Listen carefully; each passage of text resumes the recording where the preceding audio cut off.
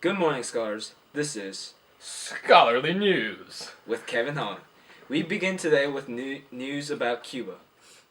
In the past, the Cuban government has regularly cracked down on private businesses that flourish and compete with Cuba's chronically inefficient state monopolies. However, recently Cuba has announced that it would now legalize small and medium-sized private businesses in a move that could significantly expand private enterprise. In one of the world's last communist countries, our reporter, Eric, is joining us live from Havana, Cuba. Thank you for joining us. So how will this affect the future of Cuba?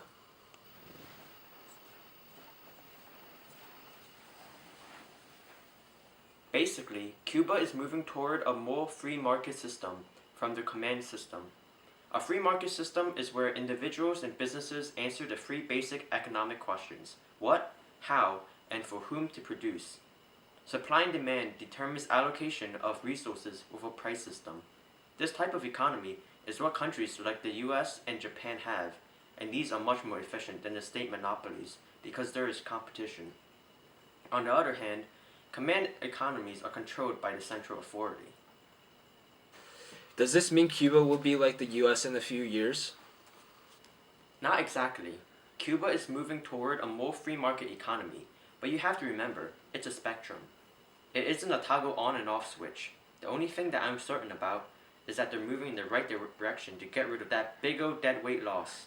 Perhaps it will breathe some life into Mr. Darp after that monopoly killed him. Thank you for taking the time to join us today. My pleasure. Our next story is about the recent decrease of electricity rates in the Philippines. Our field reporter, Eric, has more. We made our way to Manila, the capital of the Philippines. In the center of the city, we saw the streets bustling with activity. We got to sit down with Ian Dongon, a local rice farmer. What are your opinions on this?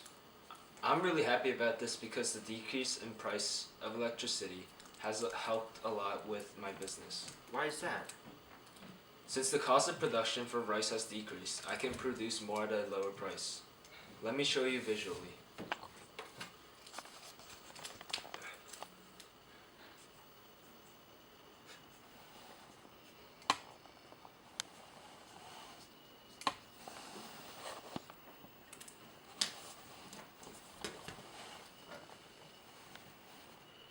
As we all know, the supply shifters are number of sellers, technology, resource prices, expectation of producers, and price of related goods. In this case, since the price of electricity decreased, the supply curve shifts to the right because the price of production decreased. How is the price and quantity affected?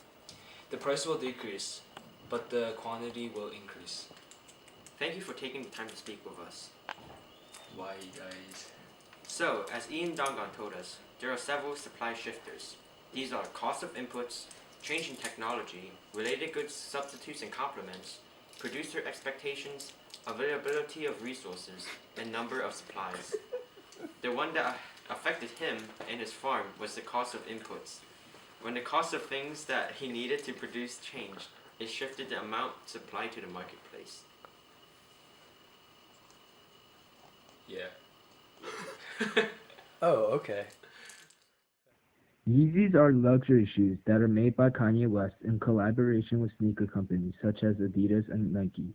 These shoes may look like any other shoes, but they are slightly differentiated because they were designed by Kanye. Our interviewer, Kevin, sat down with Kanye to talk about how his Yeezys are doing in the monopolistic competitive market. We were fortunate today to have Mr. West here. Kanye, what makes your shoes so special? Because they mine. I created them. Yeezys are one of the many products in the monopolistic competitive market. What differentiates them from other products? Well, they mine. It's the best of the best. Just like Roshi runs, but they better.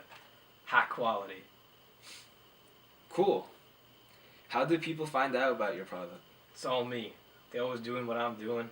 They know what's up. Kanye's always right. I am a god.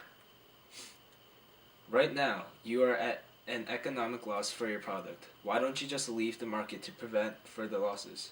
Because I want to pursue my dreams of becoming a fashion icon and the god that I am. Ain't no way I'm backing down. You gotta preserve. Damn you, why you questioning my goals? I was just offering an advice. You can't tell me nothing. I was just saying, it is easy to enter and leave the market because there are no barriers to entry, and it confuses me that you choose to stay.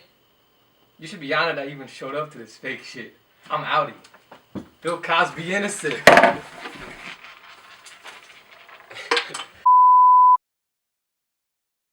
Many rumors and leaks have emerged regarding the new iPhone 7, expected to launch in the fall of 2016. This information has stated that the new iPhone would not have a headphone jack, which raised many concerns.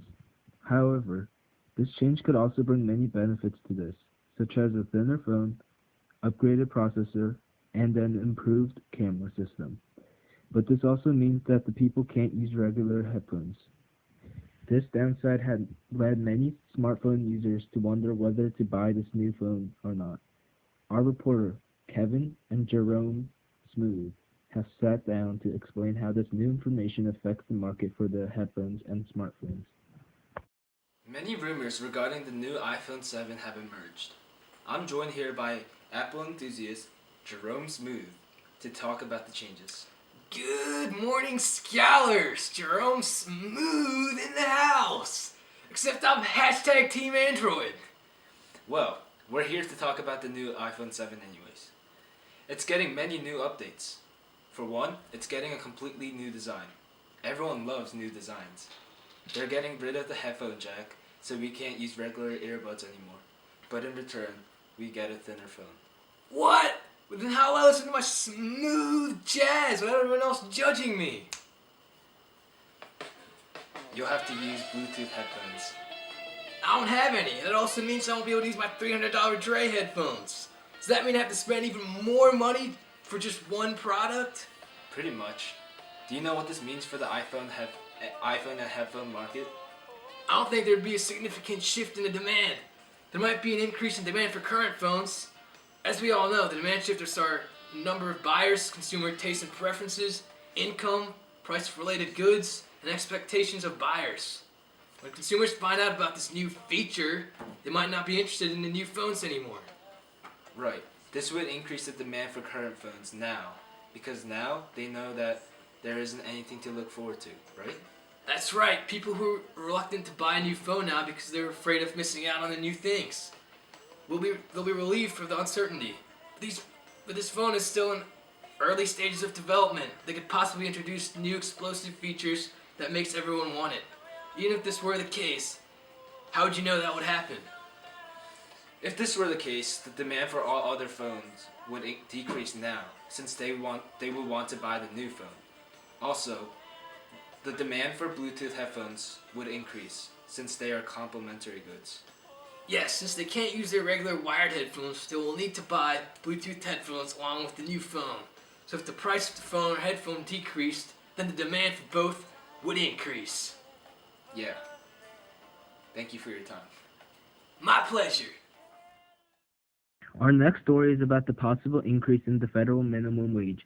Leading up to the 2016 presidential election, low-wage workers are showing their political power in hopes of a minimum wage increase. Our reporter, Kevin, is joined by Eric to talk about the potential effects of this. As many of you know, both the Democratic candidates have supported raising the federal minimum wage.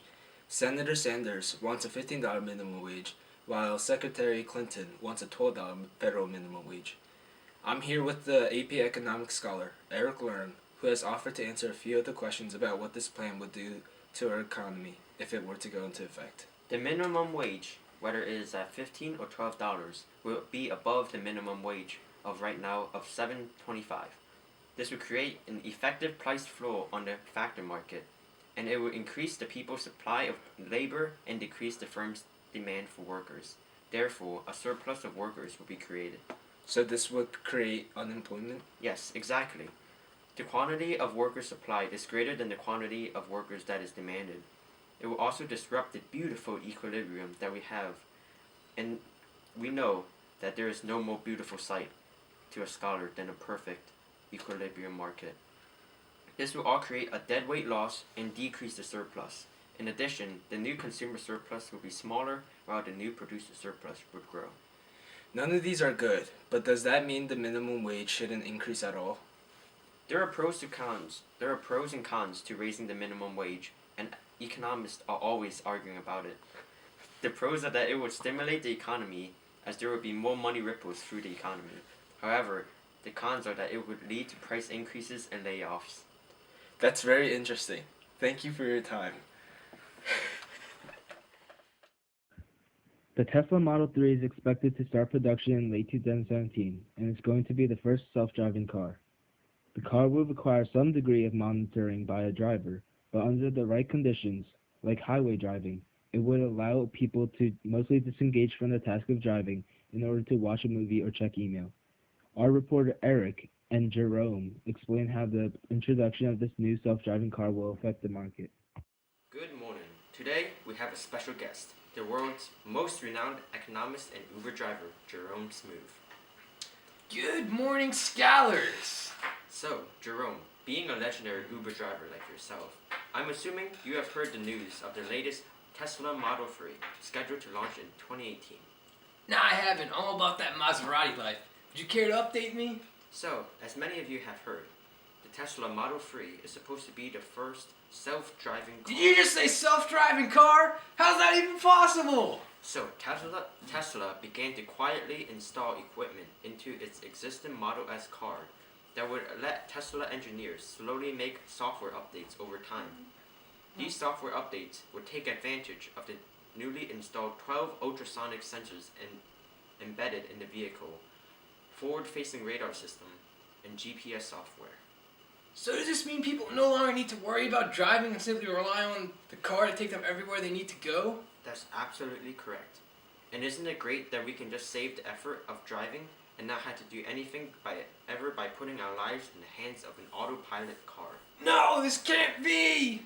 Do you know what this means for us Uber drivers? There will no longer be a need for Uber services. People can just rely on these useless autopilot cars. What will we hardworking Uber drivers do now?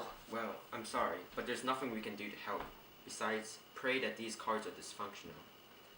This isn't the only problem with the new Model 3 cars. Think about how these new cars will affect the supply and demand curve. How exactly will these cars affect the market, Jerome? These cars will be relatively affordable in comparison to the current price of the average car, starting at $30,000. This low price for such an advanced and beautiful car will cause the quantity demanded for the car to increase, causing movement along the demand curve. For your AP exams, always remember that there is a huge difference between quantity demanded and demand. Okay, but how does this affect the market for other cars? These brand new cars will be far more advanced than any other cars, as stated by Tesla Motors. This would result in a change of people's tastes and preferences, thus causing the demand curve to shift towards the right, meaning an increase in demand for these cars and decrease in demand for other substitutes. Not only this, but these cars will also be environmentally friendly, which will influence taste and preferences of the people. This car isn't looking too good into the future. I mean, we've all seen Terminator, right? These cars are going to take over the world. Mark my words. So I gotta say, thanks for having me. Well, I guess that wraps it up, folks. We hope you know more now than you did before. It was an honor having you in this lovely morning, Jerome. Keep doing what you're doing. You're the GOAT.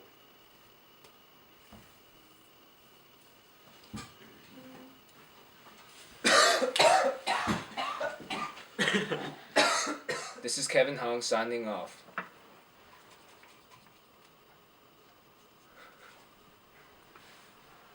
This is Kevin Hong signing off. This is all the news we have for you today. See you tomorrow.